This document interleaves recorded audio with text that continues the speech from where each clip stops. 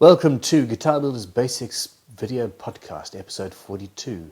Luthier's tips, tricks and training from me, Ben Crow, at Crimson Guitars in the UK. This is a short format daily, or 5 days weekly. What is the terminology? 5 days a week, I will put out a video of some sort. And I answer your questions on all topics to do with guitar building, repair, restoration, and I tend to answer the ones I know. Anyhow, I'm not having a good start today, am I? It's Monday, forgive me. Yes, I need your questions, please. So, if you are a guild member, go into the forums and put a link in the guild members' questions for the show, or put a link to your question in the forum. You'll see how it works. You don't have to be a paid member of the guild in order to join the forum. We've got over 1,000 members now, and it's a lovely little forum, frankly. Or ask a question in the comments underneath this video, and give me your questions. So I'm going to start off with a little bit of news. As you know, we are currently searching for a luthier or two to fill the ranks at Crimson Guitars. I have been inundated with emails. If we haven't replied to yours, do not be offended. We've been trying to collate it and into some sort of organised semblance of organisingness. Can you see what this is doing to me?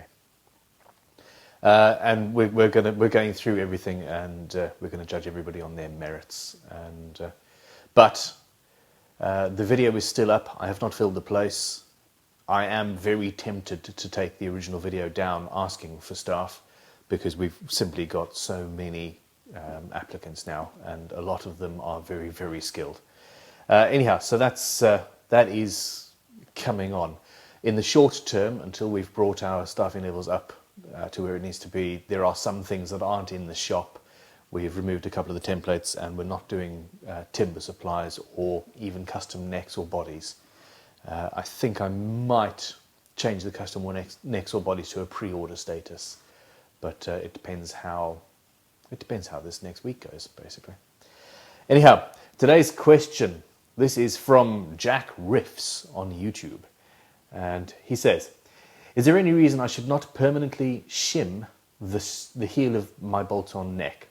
Currently using a shim I made out of consecutive layers of masking tape, and I can't help but feel it's reducing the sustain of my guitar. A touch. Just a touch. But an annoying touch."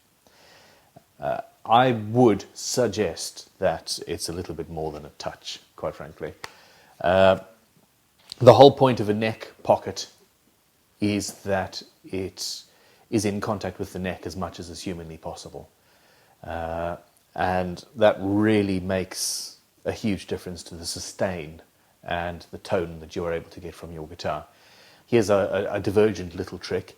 Tighten up the 4 bolts of your neck as tight as it will go and play the guitar.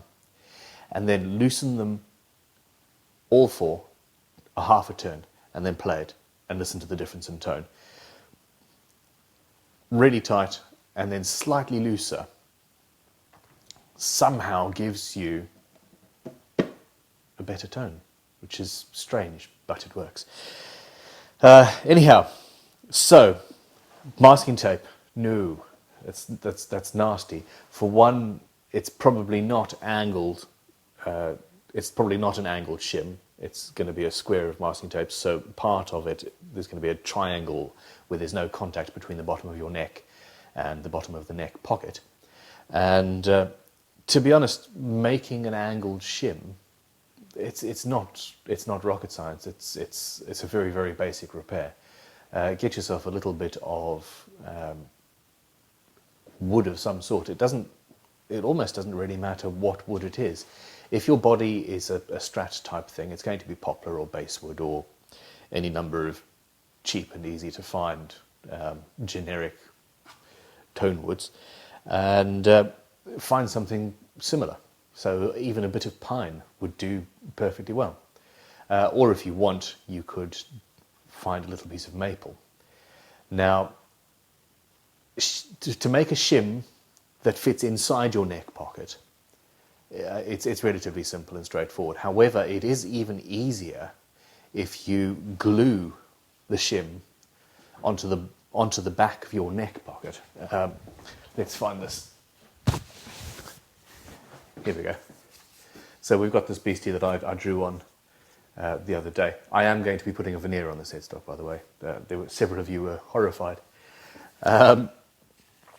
It would be easier for you to glue a piece of maple or something onto the back of this neck pocket. Draw where the neck pocket ends, and then start your shim from there.